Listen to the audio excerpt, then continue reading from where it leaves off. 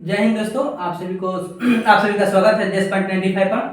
आज आपके बीच एक हमारे मित्र बैठे हुए हैं जो इस बार बीपीएससी द्वारा जो टीचर का बहाली हुआ था तो उसमें इनका भी हुआ था। और लास्टली ये पहले से भी ये पंचायत सचिव में है, लेकिन इनका लास्टली जो निर्णय हुआ कि हाँ हमें बीपीएससी टीचर में नहीं जाना है क्योंकि कुछ ऐसे प्रॉब्लम है जिसके वजह से ये नहीं गए। तो इसके बारे में बताएंगे और ये कैसे तैयारी किए थे उस पर विशेष फोकस करेंगे, क्योंकि आप लोग कई सारे मित्र होंगे जो टीचर वाले तैयारी कर रहे होंगे बीपीएससी टीचर का, तो उनके लिए सहयोग हो जाएगा। और भी बहुत सारे ऐसे बात को ये बताएंगे गुड्डू सर कि कहीं ना कहीं आपको ये मोटिवेशन मिलेगा कि हाँ ये कर सकते हैं तो हम क्यों नहीं कर सकते हैं। इनमें जो खूबियाँ हैं वो आप देखेंगे तो आपको अंदर से फीलिंग आएगा कि हमें भी करना चाहिए। और ये जिस तरह कर रहे हैं, पहले ये सर जो है आपका रेलवे में रह चुके हैं, रेलवे में टेक्नीशियन के पोस्ट पर गए हुए थे, फिर लास्टली अभी वर्तमान में पंचायत सचिव हैं। और पंचायत सचिव में रहते हुए ये जो है कि आपका बीपीएससी टीचर निकाले थे और बीपीएससी टीचर निकालने के बाद ट्रेनिंग वगैरह ज्वाइनिंग के जा ही वाले थे ज्वाइनिंग में, तो लास्टली कुछ अपना निर्णय लिए हैं। तो इसी के बारे में हम लोग विशेष जानेंगे कि क्या इनका निर्णय था और ये निर्णय इनके लिए कितना भविष्य के लिए अच्छा रहेगा। और अन्य भी जो साथी जो बीपीएससी तैयारी कर रहे हैं या जो डीएलएड किए हुए हैं या बीएड भी किए हुए हैं, उन लोगों के लिए फायदेमंद ये वीडियो होगा, उम्मीद करते हैं। तो चलिए बातें जानते हैं गुड्डू सर से कि क्या क्या रणनीति थी इनकी बीपीएससी टीचर को लेकर। सबसे पहले तो आपके चैनल के सभी दर्शक और साथी को मैं दिल से आभार व्यक्त करता हूं और नमस्कार करता हूं। जहां तक बात रही कि टीचर ज्वाइन करने का, तो टीचर ज्वाइन करना जहां तक मेरा जो डीएलएड था वो डिस्टेंस मोड में था। डिस्टेंस मोड जब तक जो 2017 से 19 एक सरकार द्वारा स्कीम चलाया गया था एनआईओएस के तहत हमने डीएलएड किया था। उसकी अवधि सरकार के द्वारा कहीं सर्टिफिकेट पे ये नहीं दिखाया गया कि 18 मंथ है, लेकिन सुप्रीम कोर्ट के अनुसार या एनसीटी के अनुसार 18 महीने का ही कोर्स उसको करार दिया गया। और 18 महीने का कोर्स रेगुलर डीएलएड के बराबर नहीं होता है, यह हम भी मानते हैं, आप भी मानते हैं और यहाँ तक सुप्रीम कोर्ट भी मानती है। लेकिन रहा बात रेगुलर डीएलएड और एनआईओएस में अंतर, तो जब 2017 से पहले जो इतने भी सरकारी गैर सरकारी विद्यालय थे जिनमें बहुत सारे ऐसे शिक्षक थे जो अप्रशिक्षित थे, तो समान शिक्षा का जो भी स्तर था दोनों जगह समान नहीं हो पा रहा था। इसलिए सरकार 2017 में रणनीति लाई और रणनीति में यह था कि सरकारी हो या गैर सरकारी विद्यालय दोनों जगह के शिक्षक प्रशिक्षित होंगे। तो वह एनआईओएस को एमएचआरडी उस समय जो था एनआईओएस को जिम्मा सौंपा कि आप भाई इन लोगों को डीएलएड करा दीजिए। उस समय लोकसभा और राज्यसभा दोनों तरफ से पास हुआ कानून और उनको 6 माह का उनको छूट दिया गया, क्योंकि वे विद्यालय में पहले से अध्यापन कार्य करा रहे थे शिक्षक। इसलिए क्योंकि आज भी जाइएगा तो प्राइवेट कॉलेज या सरकारी कॉलेज में जो भी रेगुलर डीएलएड होते हैं जिनको 2 वर्षीय बोलते हैं, उनमें भी उन लोगों को 6 माह के लिए स्कूल में भेजा जाता है किसी दूसरे स्कूल से तय करके उनको पढ़ाने के लिए। और एनआईओएस में तो ऑलरेडी वे पढ़ा रहे थे, तो उनको इस प्रकार की कोई अथी नहीं था, इसलिए सरकार की तरफ से छूट भी दिया गया। और जहां तक बात अभी फंस गई, हाई कोर्ट सुप्रीम कोर्ट का चक्कर चला, उत्तराखंड का मामला था, तो हमें टीचर नहीं ज्वाइन करने का बेहद दुख नहीं कहेंगे, क्योंकि हम तो पहले से जॉब में थे और सभी लोग अपना अपना सेफ्टी देखते हैं। तो हम भी सेफ्टी अपना देकर पंचायत सचिव में पुनः मैं अपना यू टर्न ले लिया। रहा बात की अपना पंचायत सचिव के पद पे ही पुनः काबिज रहा, क्योंकि मुझे लगा जहां तक आज सुप्रीम कोर्ट का है कि अगले वैकेंसी से नहीं लिया जाएगा और इस वैकेंसी में मान्य है, कहीं हो ना हो कि फिर यह डर सता रहा था मेरे मन में जहां तक कि एनसीटी पे ही सारा डिसीजन छोड़ दिया गया और एनसीटी शायद एनआईओएस डीएलएड के पक्ष में नहीं अगर आती है तो हम कहां जाएंगे। इसलिए मैं सभी साथियों से यह भी अनुरोध करना चाहूंगा, जो भी तैयारी करते हैं या टीचर करे या जो भी करे, अपने सेफ्टी देखते, अपना भी खुद का देखे। हम ये नहीं कहेंगे कि आप एनआईओएस डीएलएड है तो आपको ऐसी है, हम भी एनआईओएस डीएलएड है, तो ये नहीं कहेंगे कि आप एनआईओएस डीएलएड है तो जॉब नहीं ज्वाइन करें। जिनके पास नहीं है कुछ वे तो अपना करें, अगर जिनके पास कोई चारा है भाई कहीं और जगह पे है तो अपना वो जगह सिक्योर कर ले, क्योंकि अगर कल होकर कुछ अनहोनी होता है, भगवान न करे कि अनहोनी हो, लेकिन अगर कुछ अनहोनी होता है तो दिक्कत होगा। Thank you sir. कहा जाए कि ये तो आपने देखा है कि हाँ हमें कहाँ सेफ्टी लेनी चाहिए और कहाँ हमें बच के चलना चाहिए। लेकिन फिलहाल कहा जाए कि और भी कई सारे साथी तैयारी कर रहे हैं, उनका क्या माने रणनीति होनी चाहिए? जो अभी हाल फिलहाल में आपका BLED जो किए, B.Ed किए हुए हैं और DLED जो किए हैं, उन लोग भी तैयारी कर रहे हैं, छात्र जो भी हैं अपने टीचर का, तो उन लोगों का क्या आप मोटिवेशन देना चाहेंगे? देखिए, जितने भी अगर साथी या शिक्षक भर्ती की ही बात नहीं है, आप कोई भी परीक्षा है, कोई भी प्रतियोगी परीक्षा की तैयारी कर रहे हैं, तो आप निश्चित रूप से आप एक सेट तो प्रैक्टिस सेट रेगुलर लगाइए। उसके बाद जो बेसिक है उसकी जानकारी आपको होना ही चाहिए। आप किसी कोचिंग से जुड़ के या यूट्यूब चैनल के माध्यम से जुड़ के या ऑनलाइन कोर्सेज खरीद के आप बेसिक जानकारी लें। प्रत्येक दिन आज टेस्ट ऑनलाइन मोड में मारिए या ऑफलाइन मोड में मारिए, और उसका रिवीजन भी प्रत्येक दिन करना है। इससे बढ़िया बेहतर रणनीति और कुछ नहीं हो सकती है मेरे हिसाब से। बाकी सब कुछ इससे ही हो जाएगा लगभग, मेरा जहां तक मानना है कि इससे बेटर कुछ तैयारी नहीं हो सकता है। कहा जाए सर कि जैसे कि तैयारी करने के लिए सेट तो जरूरी है, लेकिन जो प्रीवियस ईयर का क्वेश्चन है क्या उससे भी देखना जरूरी है? प्रीवियस ईयर तो एकदम जरूरी है। प्रीवियस ईयर या प्रैक्टिस सेट लगभग दोनों का सेम ही पैटर्न होता है। प्रीवियस ईयर का मतलब कि जो पूछे गए क्वेश्चन होते हैं, प्रैक्टिस सेट में कुछ नए क्वेश्चन का समावेश किया रहता है, और दोनों जरूरी ही है मेरे हिसाब से। प्रैक्टिस सेट भी जरूरी है। प्रीवियस ईयर तो एग्जाम का पैटर्न बताता है कि किस किस चैप्टर से किस मोड में कितना क्वेश्चन आया हुआ है। इससे ज्यादातर विद्यार्थियों को, किसी भी विद्यार्थी को, हम लोग भी तैयारी करते हैं, हम लोग को भी वही अनुभव मिलता है। अगर प्रीवियस ईयर उठा के देखते हैं तो चलिए इस चैप्टर से इतना आया है, तो आज भी उसी हिसाब से उस चैप्टर को ज्यादा हम लोग जोर दे के पढ़ते हैं, उसको ज्यादा फोकस करते हैं। अब जिससे ज्यादा क्वेश्चन आता है, मेरा मानना है कि उससे पे ज्यादा फोकस करिए। और तो सर एक और बात है कि पिछले बार जो है ना BPSC जो टीचर वाला है उसका कट ऑफ थोड़ा लो हो गया था, और जहाँ तक की बात है कि नेगेटिव भी नहीं थी, इस बार भी नहीं है, तो इस बार कट ऑफ कितना जा सकता है? और स्टूडेंट को अभी मैंने क्या करना चाहिए कि हम जो क्वेश्चन है हम उसको सही से कवर कर पाए? यानी कि जो सिलेबस है, सिलेबस तो पढ़ रहे हैं सभी, लेकिन उनको ये भी मैंने उतना डिटेल पता नहीं कि हमें सिलेबस में पूछेगा क्या। ठीक है, जैसे पिछला बार जो है अचानक क्वेश्चन आया, उन लोगों को लगा मैंने कि हाँ क्या पूछ दिया, हम लोग तो पढ़े नहीं है। लेकिन जब टीचर है तो टीचर को टीचर की तरह ही के पाठक बोले हैं कि हम उसी टाइप का ही क्वेश्चन पूछेंगे, यानी कि जो है तो कहीं ना कहीं हमें ये लगता है कि इन लोगों को कितना तैयारी होना चाहिए तो ठीक है, लेकिन अब कट ऑफ के बारे में विषय में थोड़ा बताएंगे।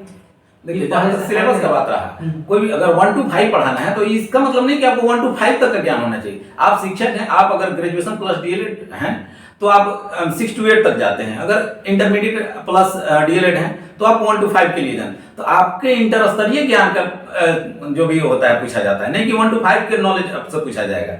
आपको पढ़ाना है 1 to 5, लेकिन आप जिस लेवल से आए हैं उस लेवल का तो क्वेश्चन आपको जानकारी होना चाहिए। आप इंटर स्तरीय ही हैं तो आपको इंटर स्तर का भी सब कुछ लगभग आपको पता होना चाहिए कि क्या होना चाहिए, नहीं होना चाहिए।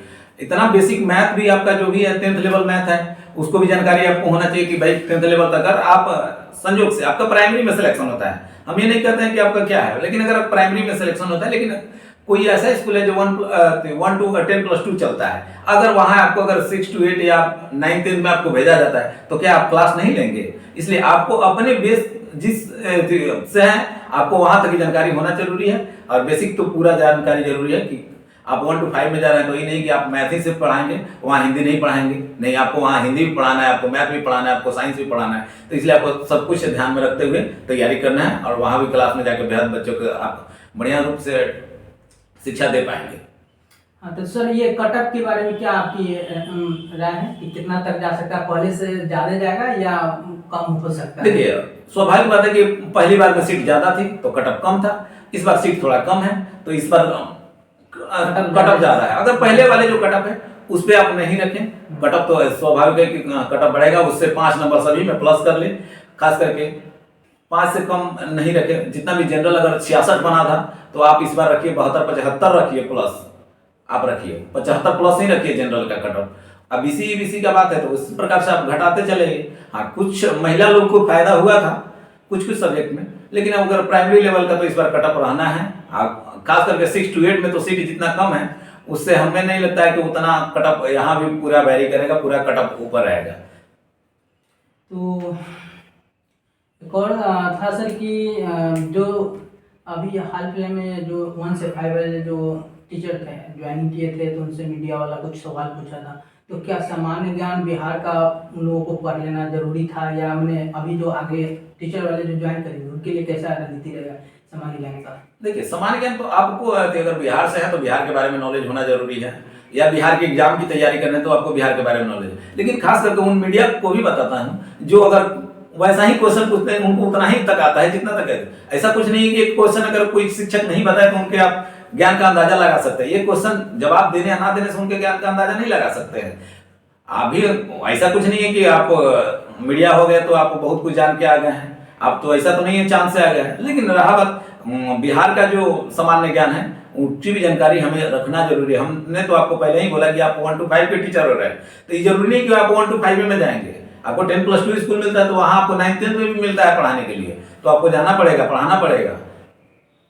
मेन बात है कि सर कंपटीशन के जब तैयारी कर रहे हैं तो आपको मैंने सभी एग्जाम के लिए आप तैयारी करते हैं कंपटीशन में, और जहाँ तक टीचर की बात है तो आपको 1 से 5 के लिए एलिजिबल किया जाता है कि आप इसके लिए ये देखा जाता है कि आप अगर वहाँ पे 1 से 5 तक आप ज्वाइन किए हैं कि हमको ये पढ़ाना है, तो ऐसा बात नहीं कि अगर 6 से 8 में जो है टीचर अगर छुट्टी पे चल गए, कहीं पे चल गए, तो वहाँ तक जाना ही पड़ेगा क्या? क्योंकि ये सभी स्थिति को देखा गया हर एक में। हम लोग जहाँ भी विभाग में, जिस विभाग में भी काम करते हैं, तो वहाँ पे ये परिस्थितियाँ आती हैं, हम लोग वहाँ काम करते हैं, तो इससे नहीं हिचकिचाना है। और जहाँ तक है कि अपने नॉलेज को इतना ग्रोथ करना है कि कोई मीडिया वाला हो या कोई अन्य भी जो क्वेश्चन पूछे तो उससे पहले उसका जवाब उसके सामने हो और वो फिर पूछने की हिम्मत भी न करें। और हम हमेशा बोलते हैं यही बात कि जब आप तैयारी करते हैं तो अपने आप को सक्षम रखिए, क्योंकि लोग जो है ना हमेशा टांग खिंचाई करते हैं, और जो पहले गांव में लोग करता था वो अब मीडिया कर रही है। तो हम ये गुरु सर से लास्टली हम ये कहना चाहेंगे सर के पास बहुत कम समय है और ये आप लोगों के लिए टाइम निकाल के आए हैं। ग्रुप में भी मैंने ये जुड़े रहते हैं, मेरे JS.95 में जुड़े रहते हैं, जुड़े भी हैं अभी, तो इसके बारे में भी बताएंगे। और जहाँ तक है कि ये अपनी कैसे कैसे तैयारी किए थे, शुरुआती थोड़ा बेसिक कंक्लूजिंग करेंगे ये, तो लीजिए सर। टीचर के लिए देखिए, खास करके टीचर के लिए तो कुछ ज्यादा हम ऐसी तैयारी नहीं की थी, सिर्फ और सिर्फ एक प्रैक्टिस सेट ले, उसी प्रैक्टिस सेट के आधार पर ही थोड़ा बहुत पढ़े। और टीचर के लिए कुछ खास नहीं, पहले से हम जो तैयारी करते हुए आ रहे हैं जनरल, सेम वही चीज रहा, वही सब्जेक्ट यहाँ भी रहा, वही GS, वही मैथ, वही रीजनिंग यहाँ भी रहा। तो आपको खास करके अगर मैथ रीजनिंग पे सबसे ज़्यादा फोकस हो रहा है तो दुनिया के कोई भी एग्जाम अगर आप जल्दी निकाल सकते हैं। अगर मैथ रीजनिंग, क्योंकि उसमें फिक्स मार्क होता है और वह फिक्स चैप्टर भी है। लेकिन GS सेक्शन का बात है तो GS सेक्शन में कोई अथाह नॉलेज है वह हमें भी पता नहीं है, आपको भी पता नहीं है, शायद जो भी तैयारी करता है वो भी अधूरा ही रहता है GS में। तो हम तो कहेंगे कि जो भी अगर परफेक्ट है पहले वह मैथ और रीजनिंग पे एकदम कंफर्म कर लीजिए कि इतना मार्क्स मेरा इसमें आना है तो आना है, इसमें कटने की चांसेस नहीं है। अगर आप इंग्लिश की तैयारी करते हैं तो इंग्लिश में भी आपको चैप्टर 10, 20, 50 जो भी है उससे रहता है कि इतना ही हमको पढ़ लेना है। लेकिन GS सेक्शन में ऐसा कुछ नहीं है। अगर खास करके CA का बोल रहे हैं, यानी करंट अफेयर्स बोल रहे हैं आपको, तो करंट अफेयर्स प्रतिदिन रोज नया बढ़ता है, उसके लिए आपको पेपर डेली देखना हो, या तो पत्रिका पढ़ें, या तो कोई आजकल इतना करंट अफेयर्स का बुक आता है मार्केट में, प्लेटफॉर्म आया है, SPD आया है, उसके बाद एडिटोरिया है, बहुत सारा भाई यूट्यूब पे भी आप डेली आता है, डेली क्लासेस आता है लोगों का, आप वहां से भी लेके करंट अफेयर्स की भी तैयारी कर सकते हैं। कुछ करंट ऐसे होते हैं जो पकड़े जाते हैं तो सभी से पकड़े जाते हैं, कुछ ऐसा भी होता है जो किसी से नहीं पकड़े जाते हैं पूरे एग्जाम में, तो उस पर ज्यादा कुछ जोर नहीं लगाना है। जो नॉर्मल है पढ़ते जाइए, और जो आपका बेसिक है उसको एकदम पकड़े रहिए कि जो हमें आता है उसको छोड़ना नहीं है, बस इतना ही कहेंगे। हाँ, एक और कहना चाहेंगे सर कि अभी तो फिलहाल आप टीचर वाले में तो ज्वाइन नहीं किए हैं, पंचायत सचिव में ही रहेंगे, तो आपकी आगे की क्या रणनीति होगी और आगे आप क्या चीज़ का तैयारी करेंगे? इससे मैंने जो होगा ये कि हम आपसे पूछना चाहते हैं, इसलिए कि हमारे कई सारे साथी जुड़े हुए हैं तो वो सवाल करते रहते हैं कि सर हमें जॉब अगर एक मिल जाता है तो क्या हमें उसी में रहना चाहिए या आगे की तैयारी करनी चाहिए? तो उन लोगों के लिए मोटिवेशन होगा ये कि वो वर्क करते हुए भी आगे का पड़ाव जो है वो पार करेंगे, अपने लाइफ का जो मेन गोल है उसको अचीव करेंगे। तो इसके बारे में क्या बताइए अपने बारे में? देखिए, दरअसल कोई भी हो, हम ही नहीं, आप भी हो, दूसरा कोई भी हो, अगर वह एक जॉब में जाते हैं तो आदमी की जो भी है इच्छाएं हैं असीम हैं, उनको उससे बेटर करने का अवसर अगर मिलता है तो करें, करना भी चाहिए, तैयारी में लगे रहिए, आप हमेशा अपना बेस्ट देने का कोशिश करिए, जरूर न जरूर एक दिन सफलता मिलेगी। अगर आज हम पंचायत सचिव है तो हम भी चाहेंगे कि कल होकर इससे हायर पोस्ट पे जाए, उससे हायर की तैयारी करें। तो कभी भी सबसे बड़ी बात है कि पढ़ना तो जारी रखना है, यानी कि बीपीएससी यूपीएससी की तैयारी आगे करते रहना है। आपको जब भी जितना दिन तक समय है आप आजीवन पढ़ते रहिए। ये नहीं कह रहे हैं आज सिलेबस पढ़ रहे हैं, कल को कि आप किसी विभाग में जाते हैं वहां भी आपको अध्ययन नहीं पीछा छोड़ेगा, क्योंकि अगर वहां आप नियम कानून नहीं जानेंगे तो आपको कहीं ना कहीं से फंसा दिया जाएगा। तो वहां भी आपको पढ़ना है, पढ़ना तो कहीं नहीं छोड़ना है।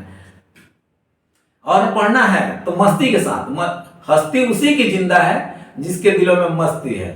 मस्ती जिंदा है, बहुत अच्छा। एक और बात है सर कि कहना चाहेंगे ये कि आप तो मेरे ग्रुप से जुड़े हुए हैं, तो वहाँ आप जब जुड़ते हैं तो क्या वहाँ मैंने पढ़ाई वगैरह के बारे में कुछ जानना चाह रहे थे, क्या अच्छा लगता है या क्या है? कई सारे साथी भी जुड़े हुए हैं उससे, तो उससे संबंधित थोड़ा हम जानना चाहेंगे। क्योंकि देखिए, आपके ग्रुप के माध्यम से भी हम लगभग 1 साल हो गया आपके साथ रहते हुए, 1 साल से मैंने जुड़े हुए हैं।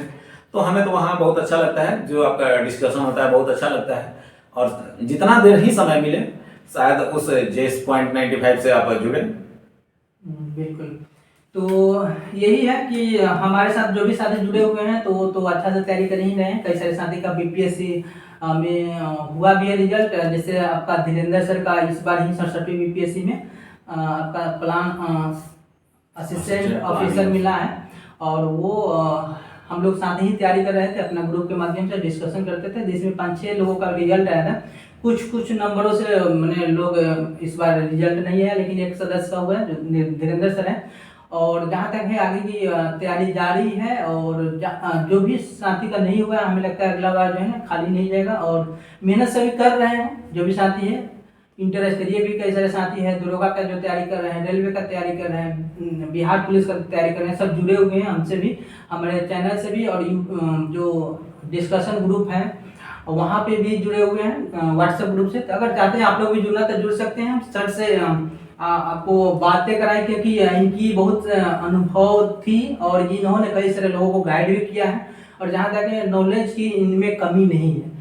कोई भी सब्जेक्ट को जानना है या विषय को या कोई भी चीज़ ऐसा है जिसको आपको जानना है, तो ये सर बहुत अच्छा तरीके से कवर करते हैं, बताने की कोशिश करते हैं। और अगर दोस्तों चाहते हैं कि आप हमेशा जुड़े रहें तो इसको सब्सक्राइब कर लीजिए, शेयर कीजिए अपने दोस्तों के साथ। फिर हो सके कि आज इनका हम इंटरव्यू ले रहे हैं, कल अगर आप मेरे ग्रुप से होते हैं तो फिर हम आपका इंटरव्यू लेंगे। तो चलिए दोस्तों, मिलते हैं फिर नए वीडियो के साथ। तब तक के लिए धन्यवाद।